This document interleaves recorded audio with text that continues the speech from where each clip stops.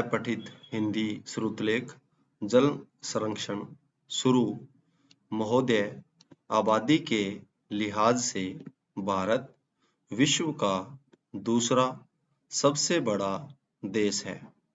तीनों ओर से जल से घिरे होने के बावजूद हम पेयजल के संकट से जूझ रहे हैं।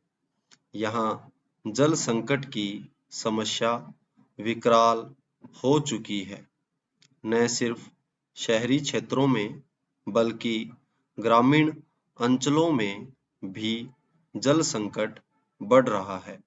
वर्तमान में 20 करोड़ भारतीयों को शुद्ध पेयजल उपलब्ध नहीं हो पाता है।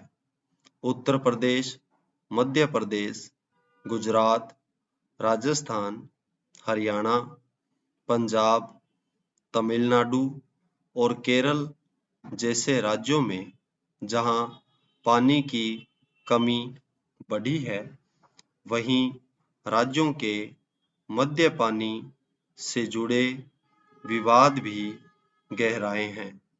भूमिगत जल का अत्यधिक दोहन होने के कारण धरती की कोख सूख रही है।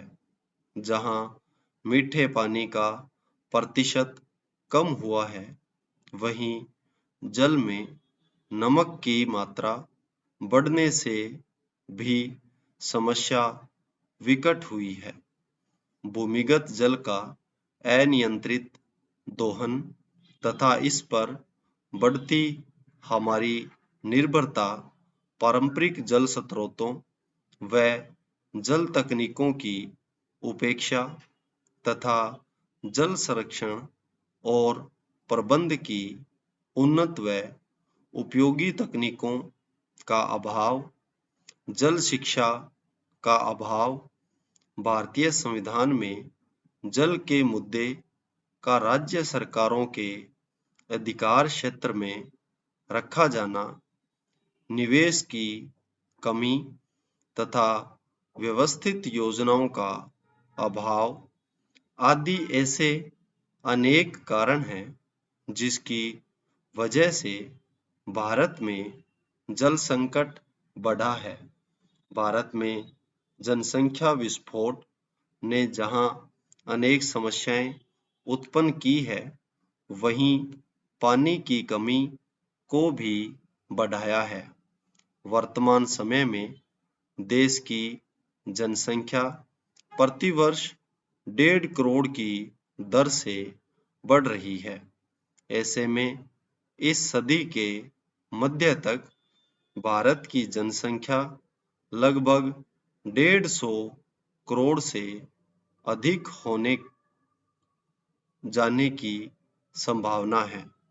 ऐसे में जल की उपलब्धता को सुनिश्चित करना कितना दुरूह होगा, यह समझा जा सकता है।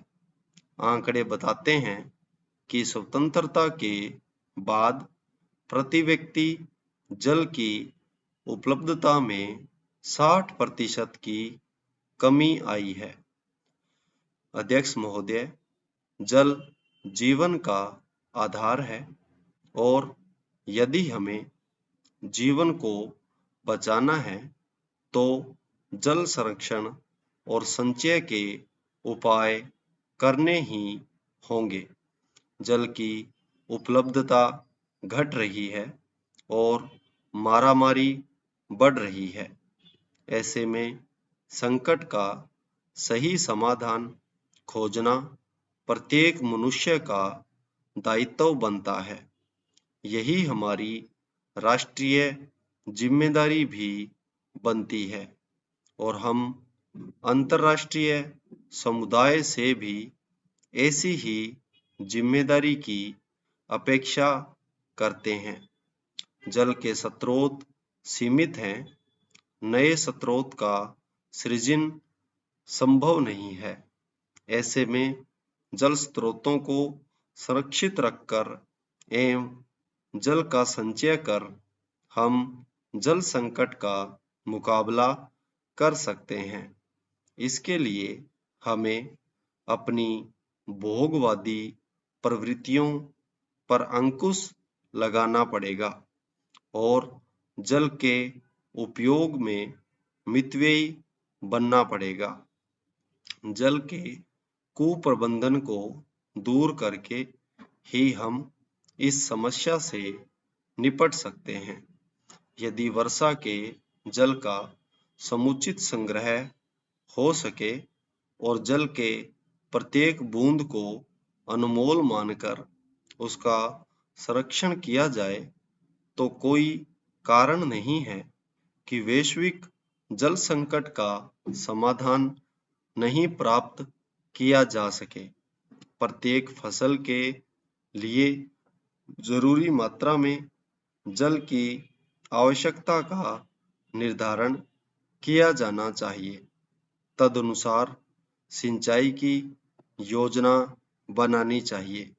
सिंचाई कार्यों के लिए पानी की कम खपत वाली तकनीक को प्रोत्साहित करना चाहिए। कृषि में औसत गुणवत्ता वाले पानी के प्रयोग को बढ़ावा दिया जाना चाहिए। विशेष रूप से पानी के अभाव वाले क्षेत्रों में विभिन्न फसलों के लिए पानी की कम खपत वाले तथा अधिक पैदावार वाले बीजों के लिए अनुसंधान को बढ़ावा दिया जाना चाहिए। जहाँ तक संभव हो, ऐसे खाद्य उत्पादों का प्रयोग करना चाहिए जिसमें पानी का कम प्रयोग होता है। खाद्य पदार्थों की अनावश्यक बर्बादी में कमी लाना भी आवश्यक है।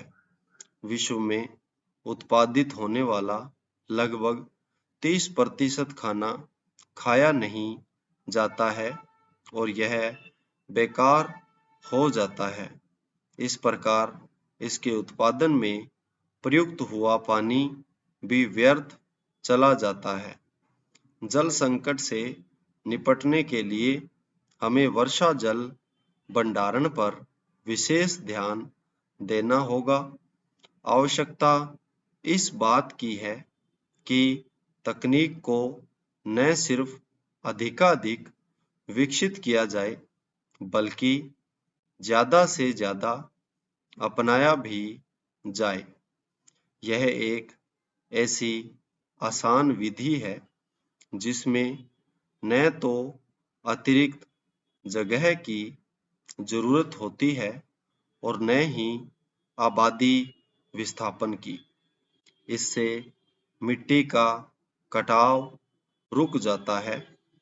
कोई परंपरागत तरीकों से वर्षा के जल का बेहतर संचयन करके हम पानी की समस्या से उबर सकते हैं। अब समय समाप्त हो रहा है, अतः मैं अपनी बात को यहीं पर समाप्त करता हूँ। संपूर्ण विराम।